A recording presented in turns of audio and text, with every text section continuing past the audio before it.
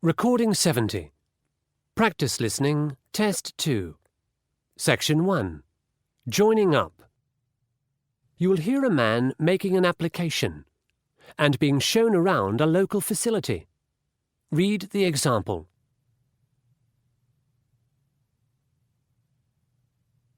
Good afternoon. I'd like to join the library. Take a seat. I'm Tanya Porter, a librarian here. The answer is library.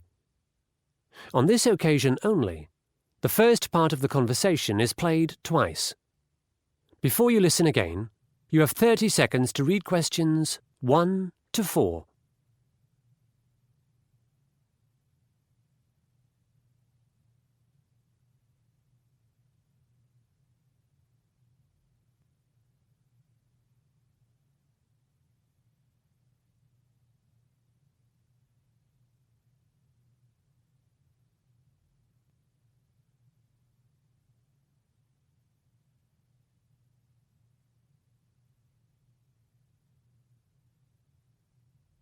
Good afternoon. I'd like to join the library. Take a seat. I'm Tanya Porter, a librarian here. Nice to meet you, Tanya. I'm Paolo De Melo. The application process is quite short and involves filling in a form and a tour of the library. In order to become a member, Paolo, I'll need some photo ID. Actually, I've brought my passport. Lovely. You'll also need to prove that you live or work nearby. My office is just around the corner, in Belmore Road. Here's my business card. Will that be enough proof? Yes, I think so. Thanks. So, you're an accountant. That's right. I'll write accountant on the application form. What's your residential address, Paolo? My wife and I live at number 19, Wood Street. And your email address? It's paolo2020@hotmail.com. PAULO 2020? Yes. If you don't mind, I'll just scan your passport. I see you're from Brazil. We've got a section for languages other than English, but I'm afraid we don't have many Portuguese items. I'd be grateful if you could recommend any must-see movies. I'd be delighted. By the way, does my wife need to join as well? Or can she use my card? She's welcome to use yours, but if she brings anything back late, you'll have to pay the fine. Before you listen to the rest of the conversation, you have 30 seconds to read questions 5 to 10.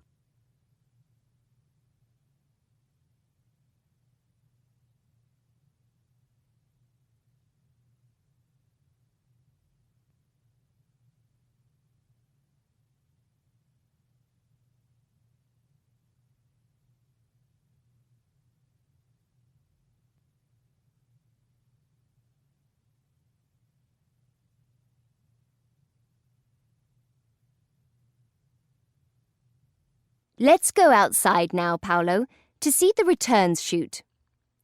You can put your returns in it at any time. In fact, I'm told this complex is open 24 hours, and there's always a security guard on duty. Next to the chute is the notice board, where we advertise library events and community events. My wife might like to join a book club. Why not? Our book clubs have proven very popular. We've got 3 different ones running at present. The majority of our events are free, but I would recommend booking since we only seat 20 people in the events room. Back inside, here's my desk, and opposite, on the right, an area for newspapers and magazines. That's always a popular spot. Behind the papers is the foreign language section I was referring to before. Here's the main part of the library with our fiction collection. It's one of the biggest in the country. Non-fiction, however, is not so large. What can I see through that glass wall? Our teens room for teenagers, the events room for clubs and talks, and a small storeroom on the right. When we had all that rain over the new year, the teens room was flooded, so while it's being renovated, we're using the events room instead. I'm impressed. Do you also have a computer room? There's no dedicated one. Our 6 computers are behind my desk. You'll find the library catalogue is all online, and we subscribe to a number of databases that are excellent for research. By the way, how many items can I borrow at a time? Up to 10 for 1 month. You can renew everything except for DVDs for a fortnight. There's no renewal allowed on DVDs. And you can renew by phone, by text message, or online. Thanks a lot, Tanya. I imagine I'll drop into the library on the way back from work in the evenings. I see you're open quite late. Yes, 6 p.m. Monday, Tuesday and Friday, and 9 p.m. Wednesday and Thursday. But your hours are limited at weekends.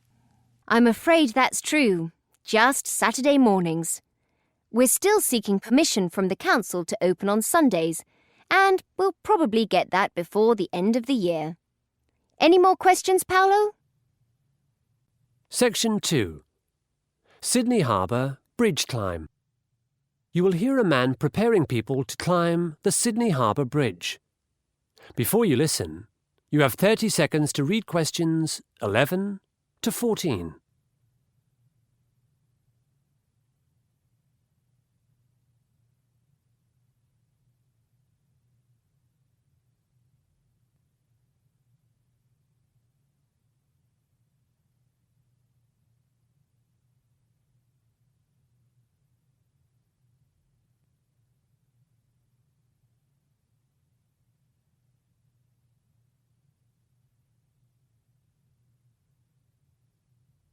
Hi everyone, I'm Kevin Peters, your guide today. I know it's dark and rainy and you're probably wondering what you're doing here at 4:30 a.m. But let me assure you, it's often the most exciting experience to climb the Sydney Harbour Bridge in wild wet weather. Our company operates 363 days a year. We have Christmas off and about once a year an electrical storm prevents climbing. Before I go any further, I hope you've all signed the Bridge Climb Declaration form, which is a legal requirement. It just ensures there's no one here who shouldn't be. Any woman who's more than 24 weeks pregnant, any child under 10, or anyone with broken bones. It might sound like common sense to you that these people are forbidden from climbing, but, in my experience, common sense is not that common. Now, I can see a couple of you starting to shiver. Don't worry about not having enough clothing. We've got everything you'll need. Okay, gather round so you can see what's on the table in front of me. You'll get these items from the dressing room later. Clothing first. Rubber-soled shoes, a jacket, a woolen hat and an overall. We've got shoes, jackets and overalls in every conceivable adult size, but the hats are one size fits all.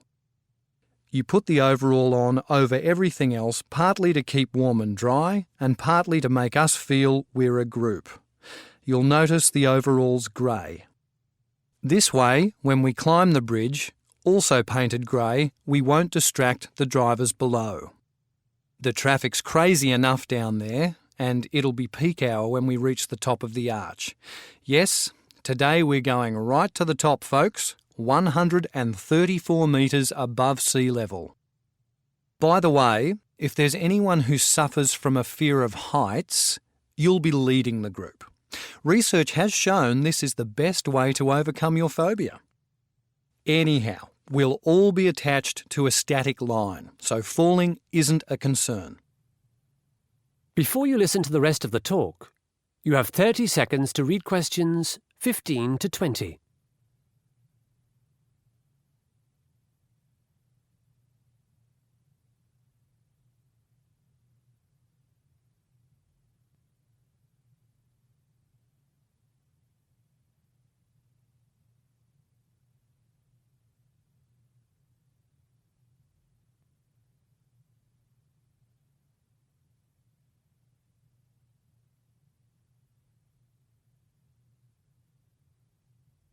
Righto, ladies and gents. The next lot of items to look at are for safety. Firstly, a headset for commentary and communication. While we're climbing, I'll be filling you in on some lesser-known details about the bridge, like the fact that about 6 million rivets were used to put it together. Or from 1932 till 1967, it was the tallest structure in Australia. But back to your headset. This button on the left can be used if you need to speak to me, if your static line gets caught or you're in any other difficulty. Please keep your headset switched on at all times. Secondly, there's a chain for your glasses. I see 2 of you are wearing prescription glasses. The views up on the bridge are spectacular, especially at sunrise, which we'll see.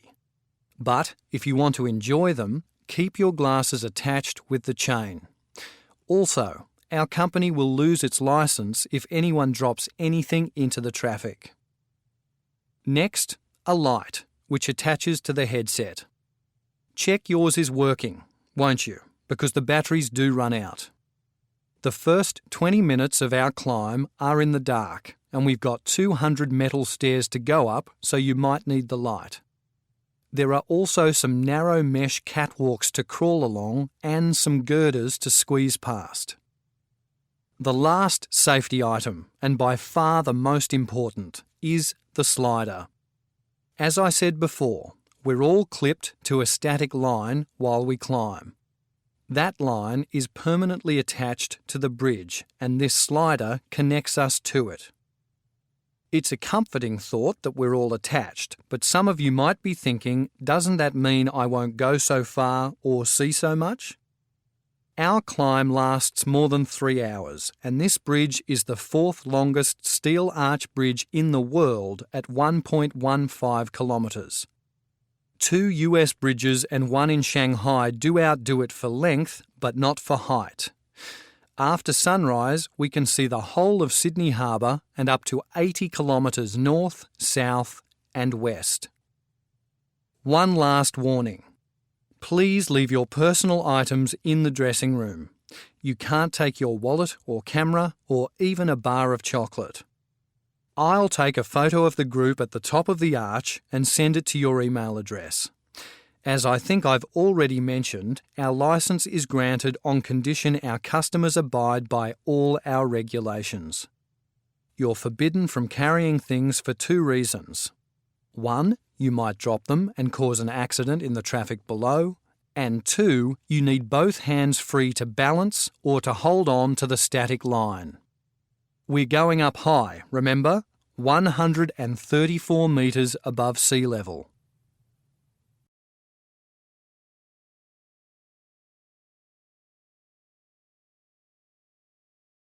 Section 3.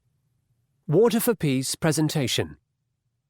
You will hear 3 university students discussing their presentation on an organisation called Water for Peace. Before you listen, you have 30 seconds to read questions 21 to 25.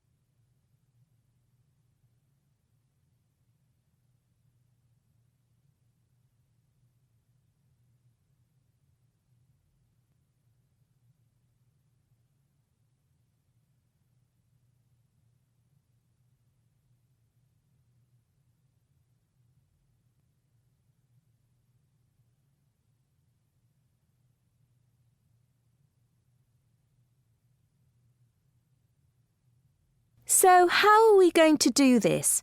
Shall I go first or you, Kathy? It might be better if I start the presentation, Beatrice, since I used to live in the Middle East. Did you? Whereabouts? In Jordan, where Water for Peace was set up.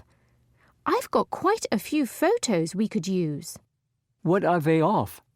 The ancient city of Petra, camels, and me at the Dead Sea. I don't think they relate to our topic.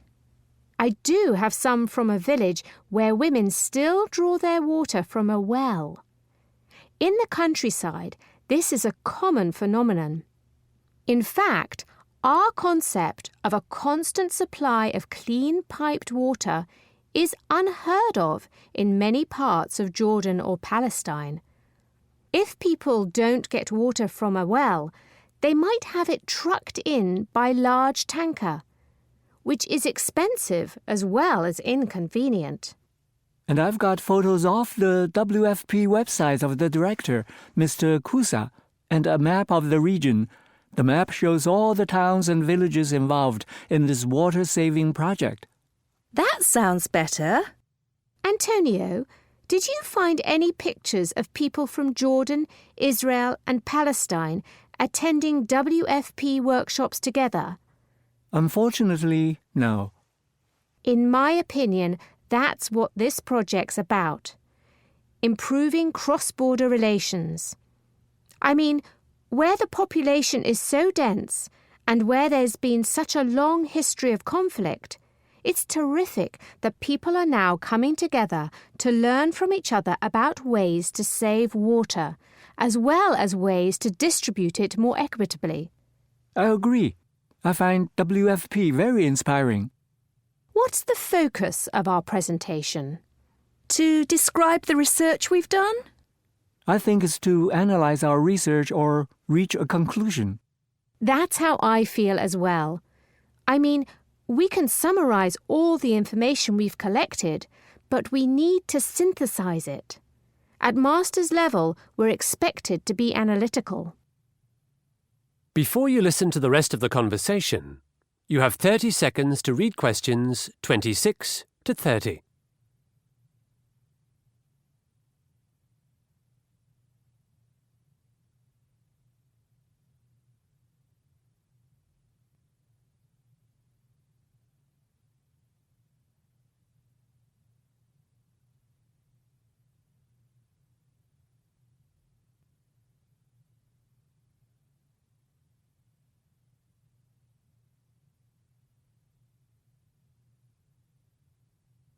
What are you going to say, Kathy, in your introduction?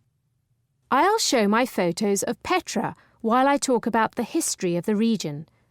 Then I'll use an up-to-date regional map to show fresh water sources, rivers, lakes, aquifers, reservoirs, and the like, and major concentrations of population. That'll help our audience understand the current water issues facing the three countries and lead on to Antonio's map of individual towns and villages involved in the project. Lastly, I've got some statistics from 2010 about how much water is used in agriculture, in industry and domestically. I'll cut and paste these into the photo of women getting water from the well that I mentioned earlier. Don't forget to emphasise the importance of the Jordan River, Kathy, and how WFP has saved it. Yes, that's amazing, isn't it? And all thanks to one man, really, Mr. Kusa. Maybe I should follow Kathy, since my research is on WFP itself, whereas Beatrice, you're more interested in international law and the role of the United Nations, aren't you? Yes, I found all the development goals that WFP is aiming towards. According to the World Health Organization, the right to water is linked to other rights enshrined in various United Nations treaties, such as the rights to food, livelihood and housing. That may be so, but not all three countries in this project are bound by the same international law. Frankly, on paper, governments may be signatories to treaties and conventions, but on the ground they've failed in their efforts to ensure those rights or to protect the environment. In my country, the Philippines, we've tried to get international money and support for big government-led projects, but they're often ineffective. WFP is working from the grassroots up, which I think is preferable. What do you think, Beatrice? I'm not sure. The wider context is important. We need the UN to provide a legal framework and to set standards. Perhaps. Do you think we've got time tomorrow to practice our presentation? Section 4. Learning Styles. You will hear a lecture on a way of teaching called Learning Styles. Before you listen, You have 45 seconds to read questions 31 to 40.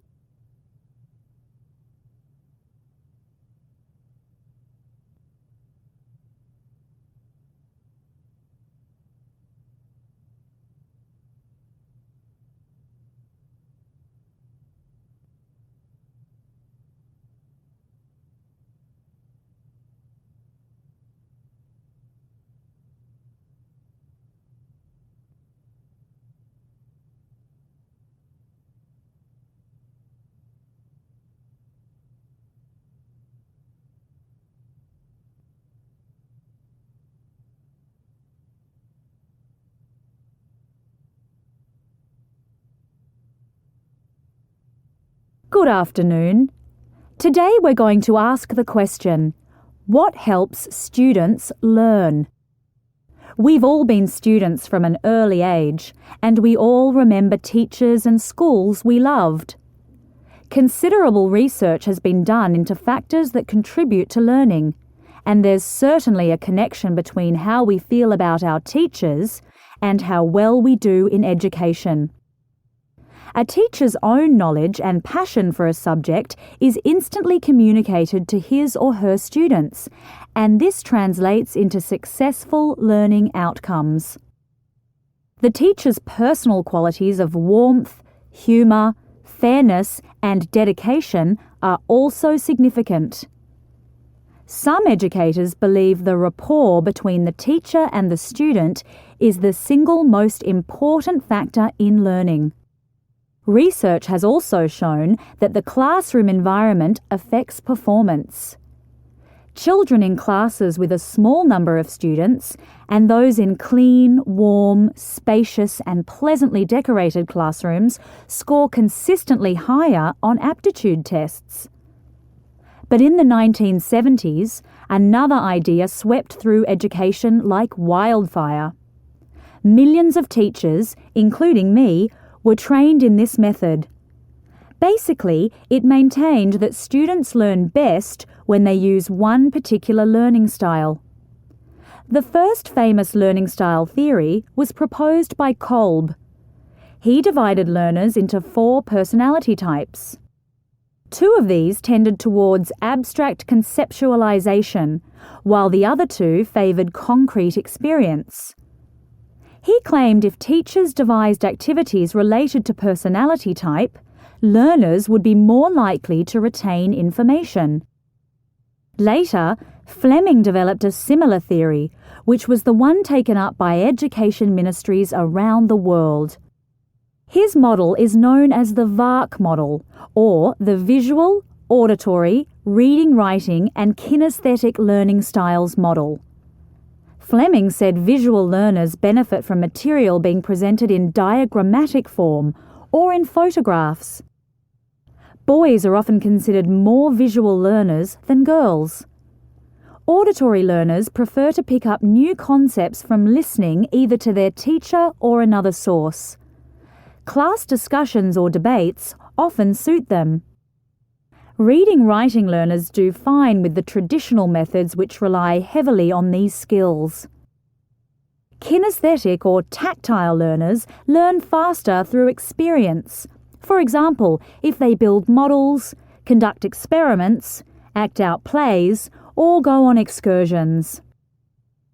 Fleming believed that less than half of students benefit from reading and writing alone, and that others should be taught according to their preferences for visual, sound-based, or movement-based activities. Let's fast forward to the 1990s. Chris Jackson is a neuropsychologist. He's interested in changes in the brain as a result of learning. Using MRI scans, Jackson declared that Fleming's VARK model was inadequate. He concluded that 4 other factors influence learning. These are goal setting, diligence, concentrated reading, and being emotionally intelligent. In 2007, Sia Dati supported Jackson. She added that considering what a student's achievement will be is by far the most effective way to learn. Making a child understand what he or she will be able to do makes it easier for the steps along the way to be learnt. But let's go back to Fleming's VARK model for a moment and consider it from a teaching perspective. Deciding which students are visual and which like moving around takes time. Developing specific activities is even more laborious. Furthermore, children these days need to learn rather more than children only 30 years ago. The world is a more complex and competitive place. Besides which, most exams, national and international, have little interest in the visual or kinesthetic, preferring answers that are written or spoken. Recent experiments with VARK, in ideal situations, have produced results no better than using traditional teaching methods. So, back to the question I posed at the beginning. What helps students learn? It appears the significant factors remain: the classroom environment, the teacher's personal qualities, the student's relationship with the teacher, and, above all, each student's long-term goals or belief in achievement. In my view, VARK has burdened teachers with extra preparation, pigeonholed many learners, and been a diversion from the main game.